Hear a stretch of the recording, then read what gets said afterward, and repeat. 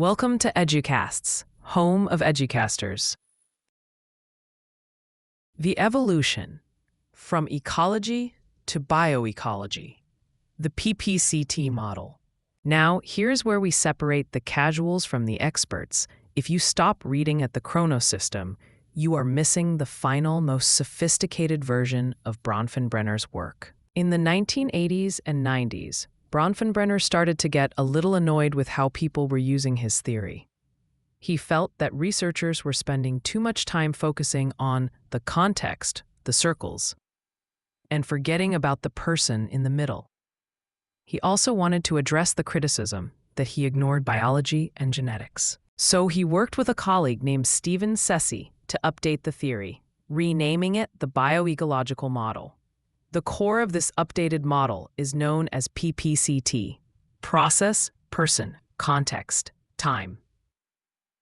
1. Process, proximal processes. This is the engine of development. Bronfenbrenner basically said, okay, the environment is great, but how does it actually get into the kid's head? The answer is proximal processes. These are the regular, enduring interactions between the child and their environment. It's the dad reading to the toddler every night. It's the child playing tag with friends every recess.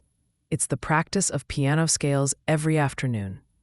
For development to happen, these processes need to be frequent and consistent, enduring over time, progressively more complex. You can't just read "Goodnight Moon" until the kid is 18. Reciprocal, a two-way interaction. If a child lives in a chaotic microsystem where interactions are sporadic and unpredictable, these engines of development stall out. 2. Bronfenbrenner brought the individual back into the spotlight. He acknowledged that children bring their own biological baggage to the table. He identified 3 types of person characteristics. Demand characteristics. These are things you see immediately: age, gender, skin color, physical attractiveness. These traits act as a stimulus to others. A cute, smiling baby demands a different reaction than a fussy baby. A tall, athletic boy might be treated differently by a coach than a smaller boy. Resource characteristics. These are mental and emotional assets: intelligence, past experiences, skills, and material resources: money, food. Force characteristics. These are the big ones: temperament, motivation, persistence. This is the fire inside the kid. A kid with high force, determination, might overcome a bad exosystem. A kid with low force might struggle even in a good microsystem. 3. Context. This is the nested circles: micro, meso, exo, macro. We already discussed. 4. Time. This is the chronosystem: microtime, mesotime, macrotime. The PPCT model is much more dynamic. It says, development is a function of the complex interaction between the person and the context, driven by proximal processes over time. Implications for the American educator. So, what does all this mean for a teacher standing in front of 25 kids on a Tuesday morning? It means everything. Moving beyond fixing the student, the biggest shift is moving away from the medical model of education, where we diagnose a defect in the child and try to fix it. Instead, we look at the ecosystem. If a flower isn't blooming, you don't blame the flower. You check the soil. You check the sunlight. You check the water. When a student acts out, an ecological educator asks, what is happening in the microsystem, classroom? Is my instruction engaging? Do they feel safe? What is happening in the mesosystem? Have I talked to the parents? Is there a culture clash? What is happening in the exosystem? Are the parents stressed about money? Is the neighborhood unsafe? The teacher as an advocate. Bronfenbrenner's theory calls us to be advocates. If we see that the exosystem, school board policies, is hurting our students, we have to speak up. If we see that the macrosystem, poverty, is creating barriers, we have to fight for equity. We can't just close our classroom doors and pretend the world outside doesn't exist. Strengthening the mesosystem. We have to be relentless about building relationships with families, and not just the good families who show up to every PTA meeting. We need to reach out to the families who are marginalized, who don't speak English, or who have had bad experiences with schools in the past. We have to be the bridge builders. Focusing on proximal processes. In the classroom, we need to ensure that our interactions are meaningful and consistent. We need to create proximal processes that are complex and engaging. Handing out worksheets is not a high-quality proximal process. Engaging in deep discussion, project-based learning, and mentorship, those are the engines of growth. Avoiding the traps. Now, I want to be real with you. There are traps when using this theory.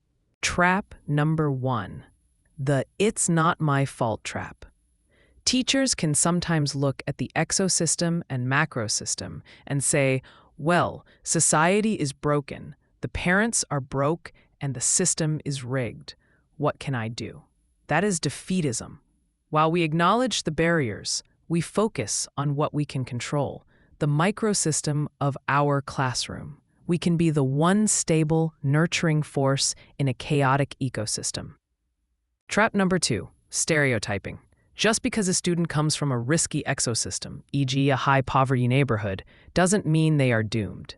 Remember the person part of the PPCT model. Force characteristics like resilience and grit count for a lot. Don't let the theory become a self-fulfilling prophecy where you lower expectations for kids from tough backgrounds. Trap number 3, overstepping. We are educators, not social workers, though the lines often blur. We can support the family, but we can't fix a broken marriage or solve a housing crisis. We have to know our lane and work within it, utilizing the mesosystem to connect families with resources rather than trying to be the savior. There's an old African proverb that says, "It takes a village to raise a child." It's become a bit of a cliché, something you see stitched on throw pillows or quoted in cheesy political speeches. But Bronfenbrenner took that proverb and gave it scientific teeth. He showed us the blueprints of the village. He proved that the village isn't just a nice idea. It is a biological and psychological necessity. A child cannot become a fully functioning adult in isolation. They need the nesting dolls. They need the complex, messy, beautiful web of interactions that make up the human experience. For educators, Bronfenbrenner's legacy is a call to action. It is a reminder that we are not just teaching math or history, we are shaping environments. We are architects of the microsystem and ambassadors to the mesosystem. When we look at our students, we need to see the whole picture: the tired parents, the underfunded school board, the cultural pressures, the historical moment, and the unique spark of the child sitting in the center of it all. It's a tall order. It's complicated. It's often frustrating, but it is the only way to truly educate a human being.